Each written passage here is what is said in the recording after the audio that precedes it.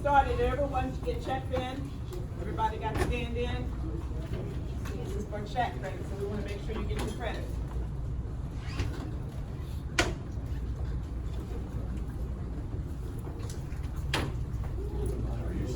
Good, how you doing? Good. Ready to get going this week? Yes, sir. All right.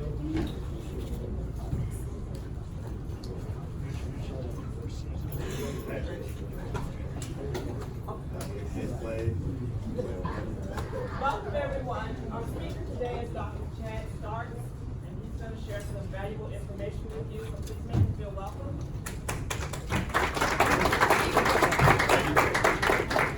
Thank you. Can everybody hear me?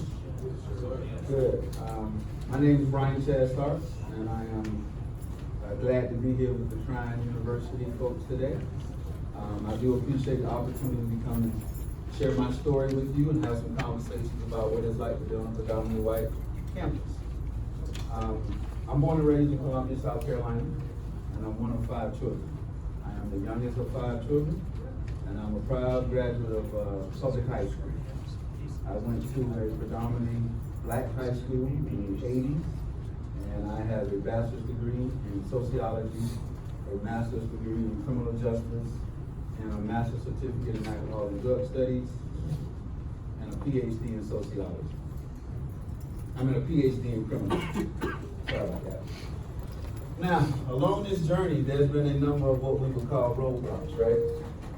I've been looking at the education data for the state of Indiana. I'm trying to figure out, I've been traveling all over the state for this past week. I'm trying to figure out how we get to the point of having the number of minorities at predominantly white institutions. It's a little intriguing to me that the numbers are so low, right? All across the state at all the universities. I've been to Southern Indiana, I've been to Central Indiana, and now I'm in the northern part. And we're having the same conversations. So that PhD in criminology, right? It gave me an opportunity to do what I call unpack systematic oppression. So when you start looking at theoretical explanations of why people participate in crime, you also got to look at how we respond to it. Some of us are from communities, like me, communities that are plagued with alcohol, drugs, and violence. Some of those explanations that we don't get from the media is that there were not many opportunities outside of, in a legal way, to feed your family. I'm a product. I was 14 years old when crack hit the street in Columbia, South Carolina. 14. And that was an easy way to address being evicted 7 times, right? We read the literature, social science, all the derogatory terms that often plague minority communities, single family homes, as if only having one parent can put you on a journey of success. My pops wasn't in my life. He was there. But he would go to a funeral on Thursday and we wouldn't see him again till like the next Tuesday. Real talk. So growing up in that environment, right, you begin to question yourself. Start questioning yourself about what does love really mean? What does it really look like? And without having access to certain resources, oftentimes information and people, you got to figure this stuff out on your own. So when I've been traveling through the state of Indiana, I've been trying to figure out the relationship between graduation, dropout rates. I say dropout rates because sometimes there's some cultural confusion between educators and minority communities for the kids that are coming into the schools. Sometimes they may not understand where we come from and the consequences of what it's like for being black and brown. And I think all educators want the same thing. They want everybody to learn, and they have good hearts and good intentions.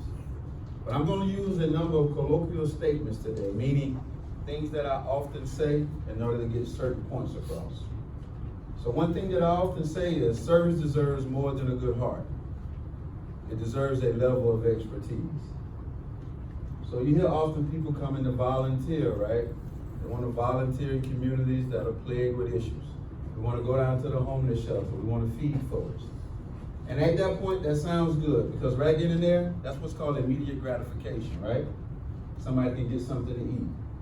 We can give someone some clothing and shelter. But this country is about systems and structures. And in these structures, we can see individuals that's a part of them that continue to keep the systematic oppression available. What do I mean by that? There's 5 numbers that we use in this country, and we categorize everything. Can anybody tell me what those 5 numbers are? Zip codes. If you think about the zip code in the neighborhood where you're from, I want you to think about how much money they put into your schools. If they're not putting money into your schools, what's the probability that you're gonna be able to get a good job? So we got low educational attainment, which often leads to high unemployment. And if you're gonna have high unemployment, then you're gonna have that P word that we call poverty. What are some of the consequences of growing up in a community where you hear politicians between every 2 and 4 years come out and stand up on pedestals and saying that if you elect me, I promise to fix the education system, right? The healthcare system, the criminal justice system, and economic development. We live in a country with a whole lot of resources, don't we? Right? We have people come from a number of different nations. Some folks even attempting and taking the risk to die to get here. Because this is the land of what? Opportunity. Sometimes that word opportunity and freedom can be very subjective, right? Do you think that everyone has the same access to resources in order to express freedom, in order to express an opportunity to get the best opportunity on the journey of success? So whenever I get a chance to talk, folks, I make a promise that I'm gonna do what's called truth telling. I will not apologize for what this country has done for the last 400 years. I'm gonna apologize to you because oftentimes you are asked to bear and carry the blunt of what's been orchestrated to put up barriers for you to even, first of all, love you and think you deserve the best to create opportunities of success. How many of you at the age of 10 could control what neighborhood you lived in? How many of you at the age of 10 could control how much money they put into the books that you use to study? How many of you at the age of 10 could pick the right teachers that had time to spend with you after school? Some of those barriers are not in your control. I lived in a community where I moved, 8 times in 18 years. My first 4-year stability in my life was at Wofford College when I got a football scholarship. I got that key and that was the first freedom I had. Now I'm in a place where I get to make my own decisions. There's another level of discipline when you step on the college campus, right? Some of those ways of navigating those barriers may not be necessary anymore. So when me, as a critical criminologist, it was too easy to just say they're bad and they're good people. So I had to go back to understand the history of this. Anybody know when the first prison was built? 1784 in Pennsylvania by the Quakers. Does anybody know the population that was in prison then? Black folks? Can't be. There's something in this country called the 3/5 compromise that's a part of the Constitution. Have y'all been taught about the 3/5 compromise? What's that?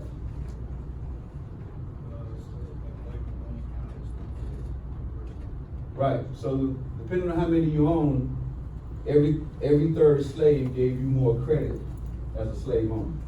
But what it really translated to is that you were treated as what's called chattel property. Chattel property you cannot arrest. Chattel property is something that's stable like a lamppost, like a lampshade. So in order to understand that you were being dehumanized, and there were certain legislations and policies that were created in order for you to not enjoy what you looked in the mirror, to accept the conditions that was put in front of you, so you would always be chasing an opportunity that wasn't really accurate for you. And there have been social movements, and there's been some changes, right? 1864, we had Civil Rights Act, you know what President Abraham Lincoln did. What happened after that? There was something called the Black Codes. Anybody know what Black Codes are? There's always language that's been used in the government that says, because of your racial or ethnic identity, we're going to limit your access to the same thing that the white community gets. Some of you right now are confused. Some of you are really struggling with your identity because this historical identity that's been placed on us, we have not done a good job at transferring that information to you to let you know that this is not your fault. The first blunt that was rolled and smoked was my black folks. That prison was not built because black folks was committing crimes. But for some reason, all of a sudden, mass incarceration belongs to whom? In the 1970s, President Richard Nixon, he criminalized race. He said that the problem with crime at that time was about the blacks and the browns. This was a response to the 1968 riots that was going on in the country because President Kennedy, an Irish Catholic, who had also been discriminated against. They were immigrants as well. He said that I can represent the black community because we too have been oppressed. What did African Americans do? Did they not support President Kennedy? Yes. Voting, helped get him in office.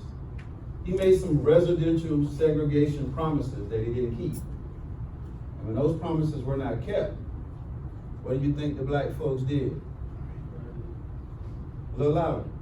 Right. They responded, right? In that response, law enforcement now had the opportunity and the right to do what? Make arrests. So there's a policy that's created to hold you back. There's promises that's created if you support me, but I don't have to live up to the promises. And if I don't live up to the promises, you don't have the right to emotionally respond. You don't have the right to be mad at the fact that law enforcement is targeting people in this country. You're supposed to figure out a way to navigate that without a rule book. And when we responded to that, here comes the federal government, made the arrest, created data, and they pushed it out to the media to say, guess what? Look at how the animals are acting. Look at the numbers now that shows who's been incarcerated. So whenever you can get to the data and you can say that the racial and ethnic disproportionate representation in the criminal justice system, it now supports some of the stereotypes. For some reason, we won't tell you this history. We won't come have an honest conversation that you deserve to have because there's two forms of education. There's the formal one now, and kudos to everybody being in the room. But there's some informal education that we have left out of what you deserve to hear. A lot of this stuff happened in this country is not your fault. It happened way before you got here. Way before you got here. I want you to have the conversation now to understand that your identity has what's called value. You're not a commodity. Anybody know what communities are studied more often than any? Minority. And what else? Poor communities. In college, there are tiers called assistant, associate, and full professors.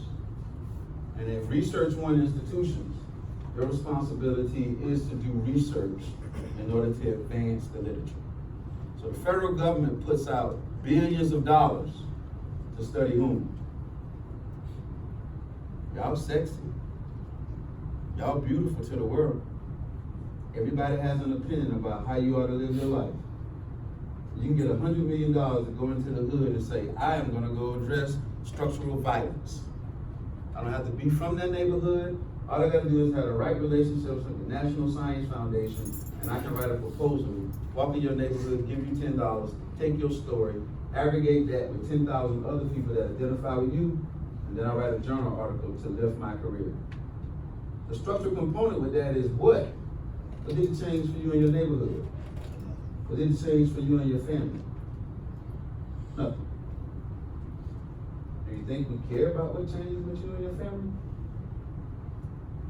It's a little tough to swallow, isn't it? But guess who has to live with those consequences? You do. So it makes sense to me, right, that stereotypes get attached to your identity, right? Because there's been legislation that has been passed to have you doubting whether or not you are worthy of the best.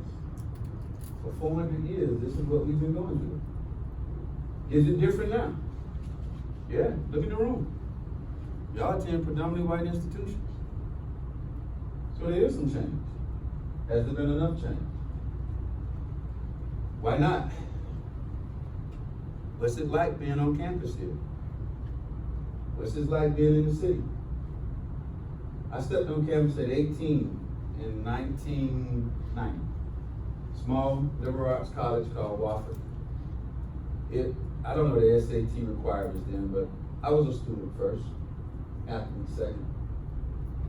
Why? At the age of 14, when I was talking about getting out the neighborhood, getting out the family, my mother said, "What is a scholarship?" She said, "Because you keep talking about going to college. We ain't got no money to send you to no college." At that point on, I realized that I was on my own and trying to figure out the rest of my life. My mother used to look at me and say, "Real men work with their hands." She was one of 14. Her brothers were all mechanics. You know the mechanics that go to work, come home, take a shower, and still look dirty? Yeah, those are my uncles. Love them to death, but they put in the grind. But I realized one thing, that the head would last longer than the what? Than the body. I cut grass, but I wouldn't climb ladders to paint nobody's house. My uncle said, "You're not a real man." I said, "I sit at the bottom of this ladder and read this book." 400 years ago, there were people that were dying in order to teach black people to read.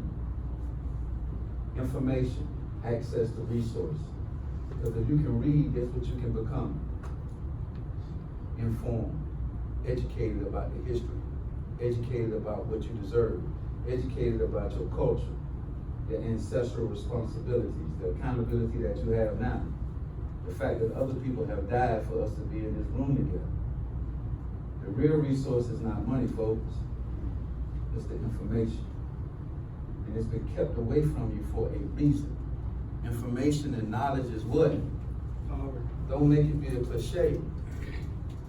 Joe, when you get a chance to read a book, tell me what the problem is. Most often the cliche is said, right? If you don't want a black person to learn, where you gonna hide the information? That don't make y'all mad? Some of these consequences from the structure and equality, right? They don't feel good. I was an angry kid. I was angry because I thought everybody was lying to me. I did. I'm in church on Sunday. I'm in church on Sunday night. I'm on Bible study on Wednesday. My mama telling me to honor somebody that I don't even see me in these pages. Don't it feel good when you can read something and you can identify with it? When you can really visualize yourself being in that space? How come I'm reading about what everybody else's life is supposed to be about? What about me, Mom? Well, what's wrong with you? That's blasphemy. You can't question God. Is it okay to talk about religion and how it impacts? Not pushing religion on us, but this is another level of manipulation and control. Throughout the history of slavery, when you got here, you were given a Bible. And that religion was Christianity. Christianity is practiced different in the United States than it is in the rest of the world. Africans historically were Muslims, Islam. So when you get here and there's a picture of control, that person doesn't look like you that you're supposed to honor, right? Is there any reason why you can't have a higher power that looks like you? Think about it, right? If you want to control people and not let them love themselves, and you paint a picture of someone else that doesn't look like them to say, this is who you are to obey. These are the words that you should follow. So that was passed down throughout what was called slavery. One more conversation about slavery and I'm gonna bring it up today. So there's this letter that they claim to use. I don't know how many of you have read it, called the Willie Lynch letter. You ever heard about it? And they said, quote unquote, is how you break a Negro. So the traditional family has a male and female, correct? And historically, traditionally, the man was seen as a more aggressive, powerful, strong person. The wife was more domestic. So if you remove the male from the home and you have the nurturer, the caregiver, what happens to the way she's able to raise young black and brown men in this world?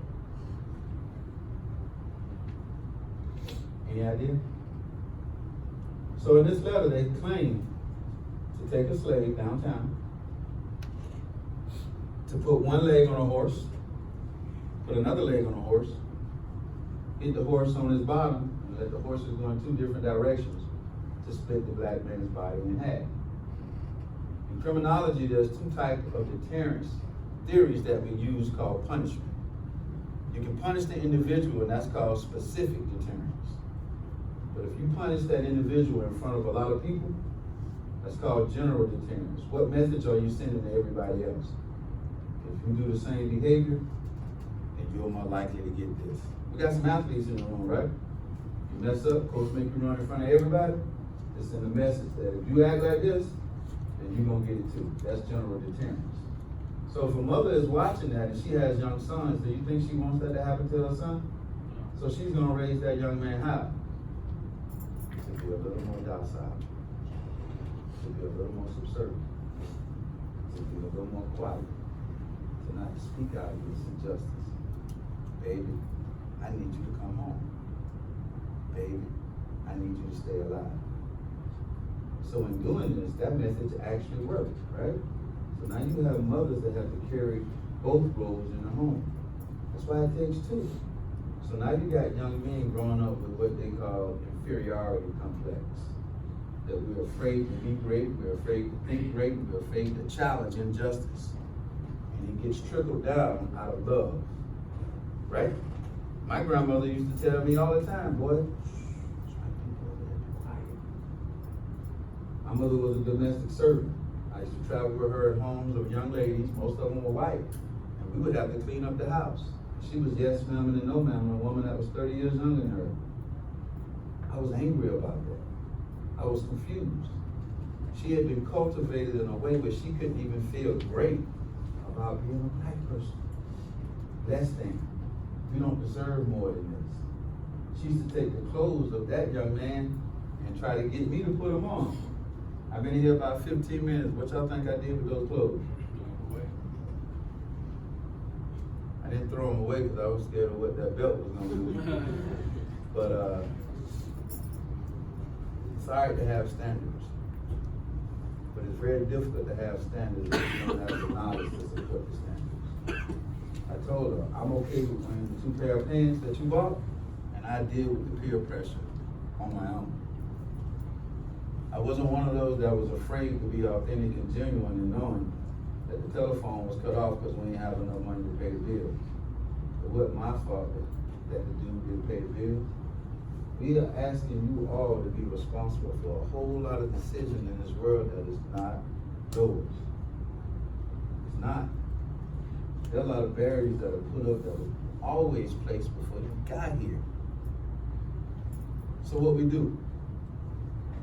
What was I supposed to do moving 8 times in 18 years? Was I not supposed to go to school? Was I not supposed to get in the National Honor Society? Because sometimes it ain't that easy, is it? Sometimes we feel sorry for ourselves, and you got every right. But the name of the game is knowing the rules of the game and how you navigate based on the rules.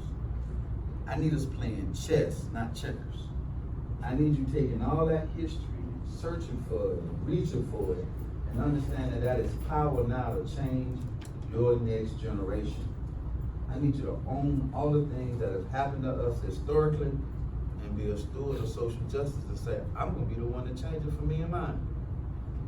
The only reason why I'm here is because I'm here to change me and mine. And in this country, they only respect letters. You know what I mean by letters? Not those letters. That leads to the letters. You know the abbreviation ATTY? Term. PhD. There's something called MD. There's something called confirmation bias, right? So when you hear those letters and you say Dr. Starks, people assume that I'm smart. Don't they? You're in class with a lot of doctors, they assume that you're smart. If you hear an attorney, you assume that they're smart. That's what they call confirmation bias. Now that you understand the rules of the game, how do you navigate? Case in point. I got into some trouble when I was in undergrad. I would not be playing football, I wouldn't have graduated in 4 years if I would have had to live under conditions that y'all do now. fights, meeting with the dean, having to meet with the football coach at 5 o'clock in the morning because public safety has called him at 2 o'clock in the morning, woke him up out of his bed. This has not been an easy journey. It's been a real journey. So what did I have to do? I had to figure out a better way to get my point across. Because some of the stereotypes, right?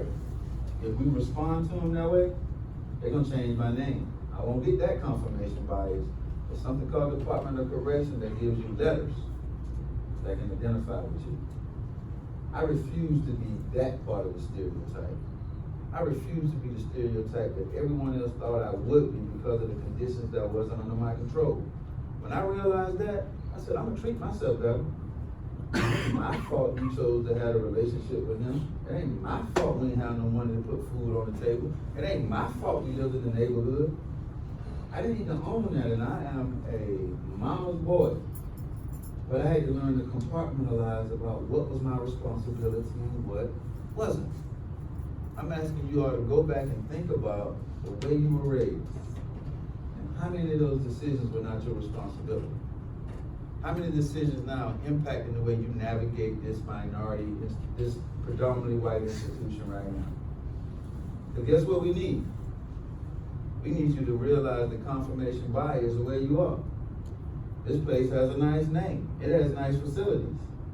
That's what it's time to do. It's time to immerse ourselves into higher education. You get a contract every semester, don't you? Y'all know what the contract is? Syllabus. That means that professor says that we're going to provide this type of education. This week we're going to do A, B, C, D, and E. How many of you take your phones and put those, when those assignments are due, you put them in your phone as soon as you get them? I'm going to need y'all to do that. How many of you take the professor office hours and you put them in your phone? Life is about relationships, folks.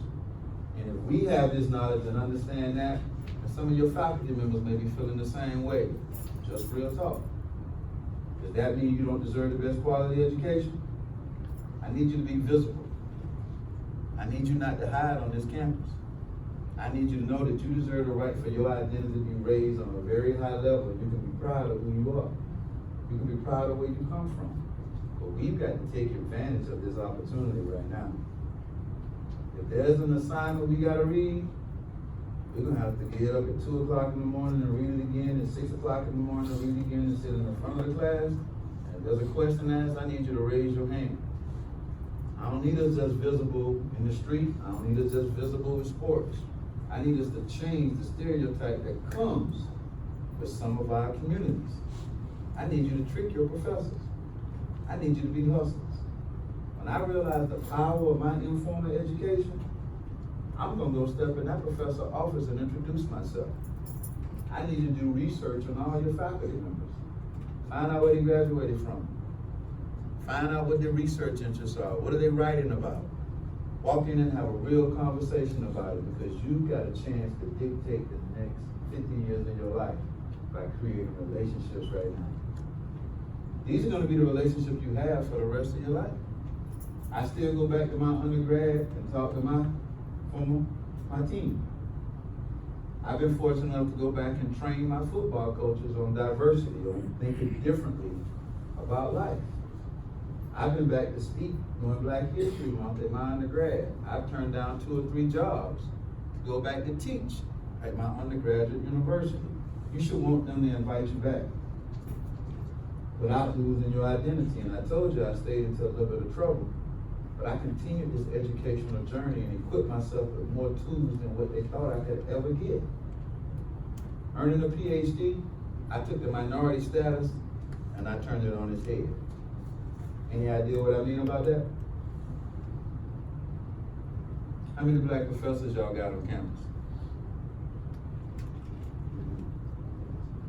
Come on now, y'all wait now. How many on campus? Y'all can't be scared to say this, it's all right. How many? I see none.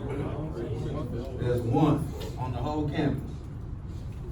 So, where the running backs at? So if you're going through the A and the B gap, right, and the linebacker hasn't filled yet, what do? So if you're the linebacker, right, and you see the running back show his face between the A and the B gap, what you do, linebacker? You fill that void, that hole, right? So if you only got one black professor on campus, don't you think there's a void? Don't you think there's a hole that needs to be filled? It's an invitation for us to go in and turn it on his head. I had one black male fraternity, one black male professor in 22 years of school, 12 high school, but 10 undergrad and graduate school. I was so excited. I was like, wait a minute. Everybody sitting in this room talking about my community and criminal justice, who is writing this story? Y'all hip hop heads? Y'all listen to hip hop? You know KRS-One? Y'all listen to all the new hip hop, right? The Baby, Lil Baby. I mess with the Baby. I like the Baby. I do. To sign the deal, I'm on. Yeah. I'm a hip hop head. I'm a hip hop head. Don't let that be the only knowledge you get, because it's inclusive of what we're saying. The KRS-One said, history. Can you spell the word out? H-I-S, stop. T-O-R-Y. History. His story. His story. Somebody else write your story? I just gave you the background, just gave you the legislation, just gave you the policies that impacted your ancestors, your grandparents, that impacted you. Why would I want somebody else to write my story about my neighborhood? And they're gonna pay me for it. If you wanna create change, brothers, sisters, you got to get out in front. And you got to get some of this confirmation bias.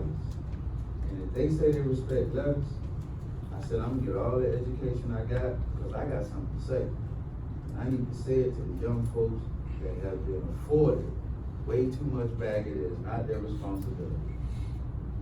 I do not apologize for what the country has done, and I owe y'all a real honest conversation. This don't feel good. Everybody's not gonna be happy about it. You think everybody happy about me having these conversations? I mean, even, well, let me ask this. Who may not be happy? Who? White folks? Who else? Okay, I ain't that powerful. I like that, right? Government? Who else? Come on now. How is it when you go back home and the homeboys ain't go to school? Keep it real with them. Some family and friends ain't happy, right? Sometimes you educate yourself out of certain relationships and it don't feel good. I got day ones. You think we talk about my work? What you think we talk about? Stuff we used to do when we was 15 years old. Because they haven't had the opportunity to have exposure. I'm from South Carolina and I'm in Indiana. I ate at some wing spot down the street that had, well, I can't say that was adult beverage, but it had a big old beer that was 35 ounces. I'd never seen that before. I was like, what y'all pushing in this community? So of course I took a picture of it and sent it to my homeboy. They thought it was the best thing in the world. Bruh, I'm speaking tomorrow. Oh no, man, send us another picture of the beer. No, I'm speaking tomorrow. But those are relationships that I owe as well, right? Because you know, the tough part about it is that it's hard to leave it. It is. But my people, but my folk, and everything that we do, I know I'm gonna make an assumption, right? I'm pretty sure you wanna change everything about where you come from. And that's heavy. That's the only reason why I kept going to school. I didn't feel like I had enough. I opened my first business at the age of 29. I had a master's degree. I was a bail bondsman. Anybody know what bail bondsman is? Yeah, I know what that is, man. I get people out of jail for a living. So if someone gets arrested, you have a constitutional right to go before what's called a neutral magistrate within 48 hours. That judge makes a decision on whether or not you go home. I'm an Omega. We got any black Greeks on the yard? No? We gotta work on that. I'm an Omega, right? Y'all know what Omegas are? Also known as Q-Dogs. So the first day I got my license from the University of South Carolina, my fraternity brothers jumped on an Alpha. Word? Oh, that's what's up. That's what's up. They got in a fight, and the judge said $20,000 bonds. I made $2,000 in about 10 minutes from getting both young men out of jail. I never looked back. I made my first $100,000 when I was 31 years old from a system that was set up to incarcerate people that looked like me and you. In the next 6 years, I didn't make less than $125,000. It took me 7 minutes to write my name. My quote was, "We have the keys to your freedom." I created relationships with state congressmen that were black, with private defense attorneys, with probation officers, with judges. I started teaching at Benedict College, which is a HBCU. I brought interns into my office. I brought interns in the probation and judges and attorney's office. Making way more money than anybody in my family ever had. What you think happened? I built my first house, first one in my family. I got a 26-year-old daughter now that went to a private black school when she was a kid. I paid $350 a week for her to go to school. I opened up a real estate company called Epiphany Properties. I had 4 rental properties by the age of 33. What you think happened? I was teaching with a master's degree at an HBCU. And I was sitting there one day like, wait a minute. When I went to Wofford, every professor I had a PhD. Why would I take less education in my community than what they took to me? I closed down the company, moved to the University of Delaware in Newark, Delaware, made $16,000 a year as a research assistant to get a PhD for the next 6 years. Bet y'all say I ain't too smart now. Structurally, it didn't change anything. One day I was sitting there, I ordered my first car, a Lexus LS430, black cherry pearl, 18-inch chrome wheels, way before Bluetooth was out. I could hit the button called Roscoe's Chicken and Waffles in Cali and make reservations. Yeah, I showed out a little bit. Okay, I did. I showed out a little bit. I thought I deserved it. I'm an entertainer. And I had a client named Tyrone, never forget it. He was a street hustler, corner boy. So he never could come into my office, right? To make payments for me getting him out of jail. Benedict College, stood behind it. Mom lived back there. I would stop by every other week to pick up my money. She used to put my money in a, y'all too young for this, but penny candy bag. Remember those brown little penny candy bags? My money used to be in those bags. He's supposed to pay me $200 every week. I got him out on like an $80,000 bond, so he owed like 8 stacks. He didn't have it like 3 when we got out. Make a long story short, I put a payment plan on it. So I would go back and get the money, and this day I went to get the money. I'm walking outside, and I'll never forget it. Having a gray pinstripe suit, having some real nice shoes, a bow tie, and I got into my $80,000 Lexus, and I tossed the bag on the seat, and I heard it jingle. I'm like, okay. I went back to my office, handed it to my office manager, and I went into my office. 10 minutes later, she come get me. She said, "Brian, look at this." And she pulled the money out. It was nothing but coins. It was $37.43. I still get the same feeling now thinking about it. At that point, I realized I got a young brother in the street selling that dope to the community, so I can keep him out of jail. I can ride around in an $80,000 car. That ain't what I was sent to do, bro. It wasn't. I was just putting a Band-Aid on an open wound. I thought I was gonna change mass incarceration. I was gonna get everybody out. My lawyers gonna make sure everybody stayed home. We was gonna create a public education system. We was gonna get everybody right. Because I am an idealistic. I believe in trying to save the world. At that point on, I made a 6-month plan that I was gonna stop doing bail. I was not gonna be part of a system that was gonna take advantage of the most vulnerable people at the most vulnerable time. That's you all. Those commodities. 95% of my clients were black and brown. 70% were cousins and family members. All of them was mad, right? Because they knew they had a bondsman on call that would come get them at 3 or 4 o'clock in the morning. My grandma's house was a dope spot. All my cousins, uncles, brothers, everybody get picked up in a wagon. I'm down there making money off of them, getting them out. Didn't make them better fathers. Didn't make them more educated. All it did was make my bank account stack. That was good enough for a little bit until I realized that that's not what I want to represent. There's gonna come a time in your life when you're gonna have to put your principles up. You're gonna have to make some real tough decisions about what you wanna represent to yourself. So when you're looking at married, you got to be able to sleep at night. I'm pretty sure coaches told you that, right? On Saturday, after the games, you sitting there, you sore, hamstrings tight. You don't think about the plays you made if you're looking at the ceiling. What you think about? Plays you didn't make. It made me uncomfortable knowing that I was making money off my own community in a bad way. I said I need some more confirmation. I need some more letters.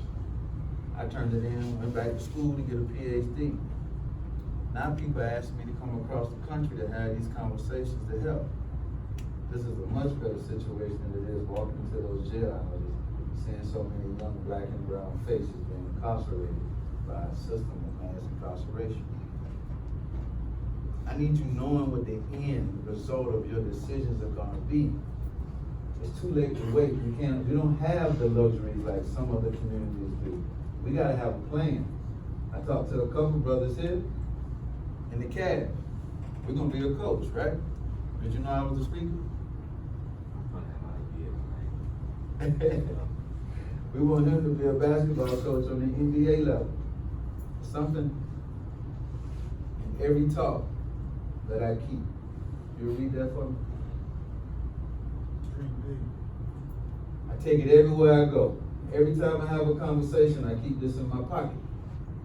Dream big. I need you dreaming with your eyes open, not dreaming at night with them closed. Meaning, there's someone that is doing what you want to do right now. And I need you doing the research, and I need you to trace back how they got on the journey to get to the end. If you want to be a basketball coach, I need you want to be an NBA coach. We need resources. We need them $5 million to do something that we all love. We know that money can generationally change where our kids go to school, decisions that they make. I need you dreaming with your eyes open. Role model your professional career off someone that is doing what you want to do. You got criminal justice majors here, which I'm excited about. I need y'all to be what? Police officers or attorneys and judges? If we dreaming big, what we dreaming about? I need you making decisions. We talked about policy and legislation. I was doing good by getting people out of jail just for a little bit, right? But now I wrote my dissertation on that same system. And I get invited to DC to have conversations about the thinking part of how do you make the policy better. I'm here today to talk to you all, but we want to talk about how do you make the structure of your school more inclusive for minority students. Which means that you have got to take ownership of your own careers regardless of what the climate of the campus is. If you need faces, there are faces doing whatever it is that you want to major in right now. Find one, Google them, and do the research to say, did they go to graduate school? Did they do an internship? Now you got some juice to walk into your professor's office and say, hey, do you have any relationships with? Because I would like to do an internship over the summer. Coach say in the morning I can live, I can practice, then after that I can go put in 4 hours. I need you taking ownership of your careers right now. How many of us like to read? All right, folks, we got to work on this, right? We do, and I appreciate y'all being honest. What's the problem with reading? It's what? It's boring.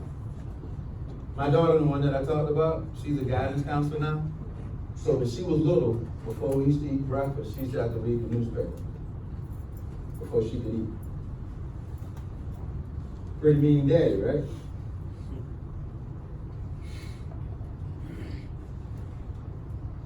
A lot of this stuff takes a lot of discipline, and once you start doing it, it can become a habit. I get it, reading is boring. I didn't have her read the metropolitan phase of the newspaper first. What do you think I had her read first?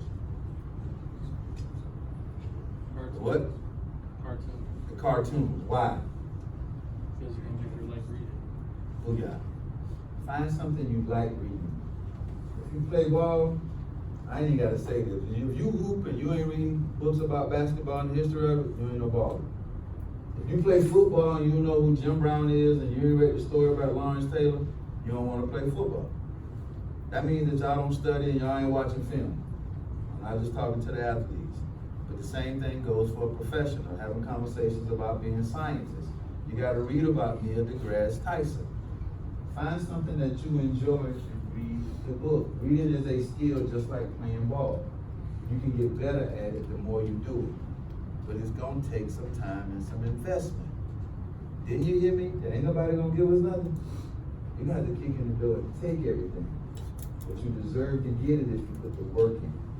That's one thing can nobody take from me no matter what happened, right? They can't take the 22 years of school. They can't take the PhD from me. They can't take the knowledge that I got from their training. I went to all predominantly white institutions. When you can get the best training, then guess what you get to do? You can have that freedom and that opportunity that we mentioned earlier. Without reading, it's gonna be very hard, folks. It's gonna be very difficult to get what you deserve if you don't invest into your own careers. How many of us think we're going pro? What's wrong with that dream? Nothing. Can we have two dreams though? Can we have a fallback plan? That's why I left as a business owner to go back to school. Know what I do now? I got another business. I left college. I stopped being a college professor in 2016 and opened up a consulting firm. I travel around for a program called NASA Space Grant. Yep, a criminologist working with NASA that's from the hood that look like me with all this hair, and I get to come get opportunities for folks like you. How did I get it? Because when I was looking for the opportunity, I had all the education requirements, and I wrote a proposal and said I deserve to be in the room. You don't have to look at yourselves and your careers as being in a box. I need you dreaming big and being open to opportunities, but you have to invest in yourself. 10 years from now, we hope we'll be here, right? What are you doing to prepare for the 10 years to come? When I tell students that I went to school for 22 years, that's most often the response. I said, well, how old are you? 22 years old. It's coming, folks. If we don't prepare for it, then someone else will. We talked about educational attainment and we talked about poverty. I don't want you to share with me, but I want you to think about how you grew up. Would you like to be a parent one day? Would you like your child to grow up the same way you did? My daughter, her mother has an ED, education doctorate. She teaches in a prison as a librarian in South Carolina. And our daughter has 0 student loans. She has a master's degree in counseling. She went to Coastal Carolina, majored in graphic design and journalism, came to live with me when I was on faculty at Lynchburg University. She went to school for free. Now she's 26 years old looking for her first house that she's gonna buy with 0 student loans. We prepared for her to do better because we do better. I want you all to take this conversation now that you know better to prepare to do better. Student loans gonna cost, brother, sister.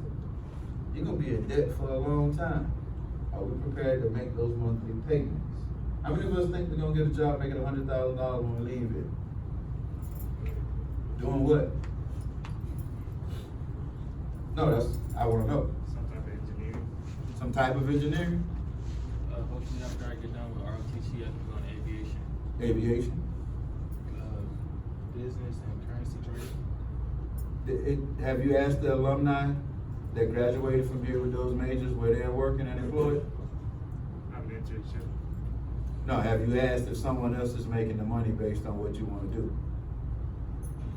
There's a couple people who want to, but I haven't seen nobody who Connected, right? Find out if it's real. That's what the dreaming big with your eyes open is. It's like find out where the alumni are with your major if they are making the money that you would like to make. That will help you understand how to navigate. I realized as a social scientist, you wasn't gonna get too many jobs making $50,000 at the age of 22 years old. My first job, I made $22,000 when I graduated. Had a couple shots, had one trial with the Panthers, got invitations to go to Canada, but I became a father at the age of 21, going into that senior year. Can't say I didn't know, but ain't nobody sit me down when I was a young man to talk about how you protect a woman and protect me. So I got a picture right now that I keep on me of me and my baby in the college dorm. Every one of my homeboys know my child because she was on campus with us as a senior. The school gave me a suite so that I could be a father. I was pretty decent at football. They didn't want that to impact me selling tickets on Saturday, right? That's what we do, right? We sell tickets on Saturday. So that young lady gave me an opportunity to start thinking differently. A father in college, raised by a mother that didn't have a father. How scared you think I was? Very. But it was also an opportunity for me to do what? Change somebody else's life. Now my decisions came about her. And I'm asking you, while you have this opportunity to focus on you, please invest in yourself. Because those other facets of life are going to come, and you're going to want to start families, and you're going to need resources and education. You're going to need it. And it was hard at first. It was hard. I was a senior in class, so I have to get out of class, go to practice, and then I got to go do what? Be a father. I got to go be a father. How many parties you think I went to as a senior? Man, I was in Lamar's class during the summer after workouts. We hooping, lifting. I'd be like, man, I got to go to Lamar's class at 3:30.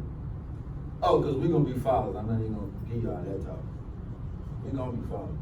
We're going to be real good.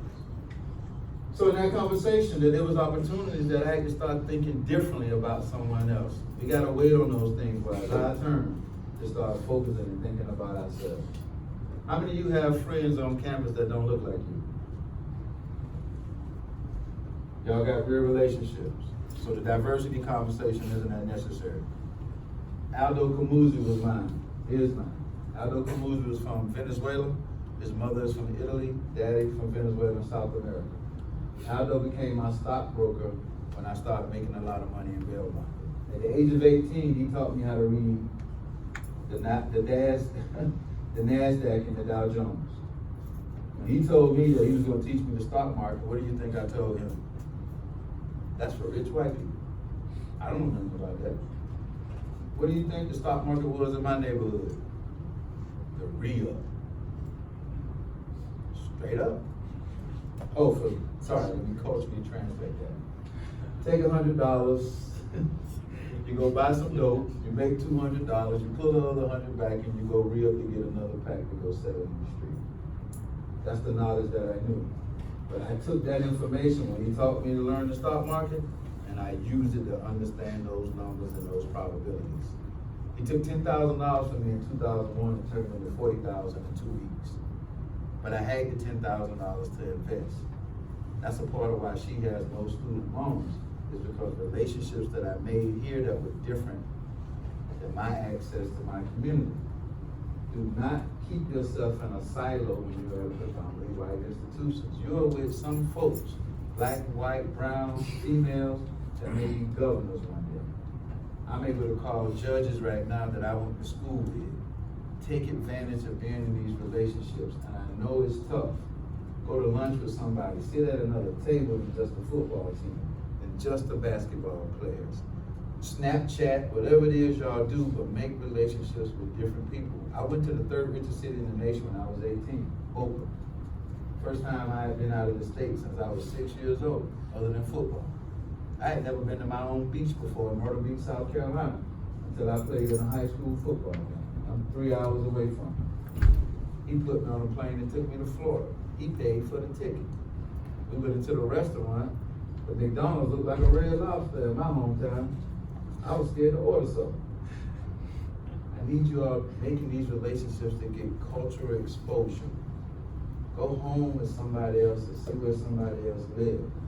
We went through 2 armed gates. I mean, people with guns in this neighborhood. I didn't know what to think. But I started thinking differently about what I could be afforded because I got access to a different world. They made $50 million. His father was a builder in Venezuela, which is why they were here in one of the third richest cities. He and I are still very good friends now. It felt good at the age of 31 that I had what was called a stockbroker. It felt good to know that someone else was investing money, right?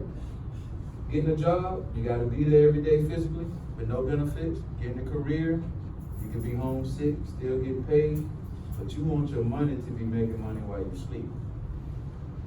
That's how you get access to different resources. When you can invest and be somewhere else and have both lanes earning for you, that's what they call real success.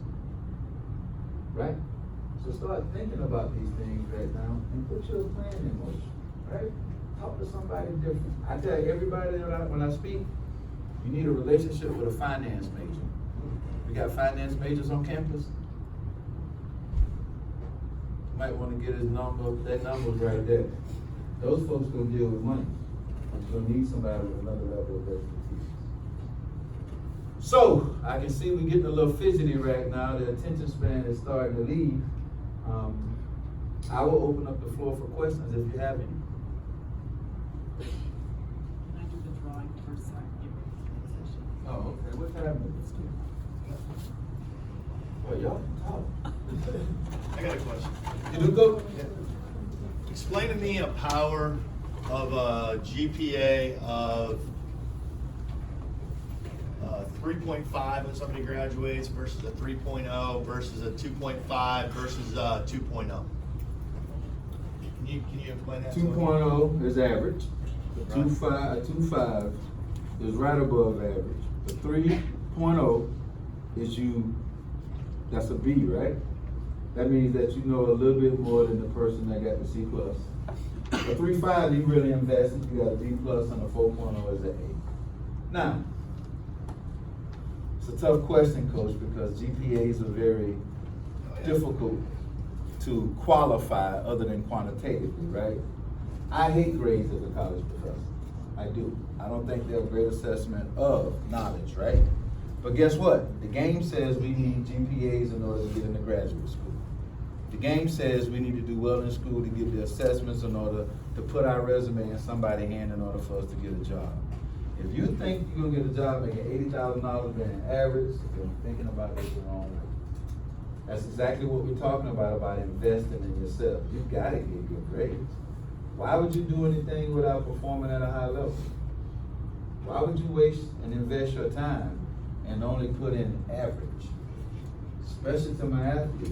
If you're playing ball, you put your best foot forward. Why don't you take the same focus and energy and do the same thing in the classroom? That's the easy part of it. You know what it takes, right? You know the discipline it takes to diet, to not drink soda, right? Because you know you gotta go out here in that heat and run, you don't wanna pass out. But guess what? If you know you can't go to the party and get up and study to get that A, then guess what you shouldn't do? You shouldn't go to the party. Thanks, Coach. Yes, sir. I know that there was a lot of times where you felt like, dang, this is really hard, and you had some really rough patches. How did you get through that and keep grinding and never failing? Oh man, great question. He said he knew that there were some hard times, and there were some times where I wanted to. He didn't say quit, but I didn't know exactly what to do. We had black meetings.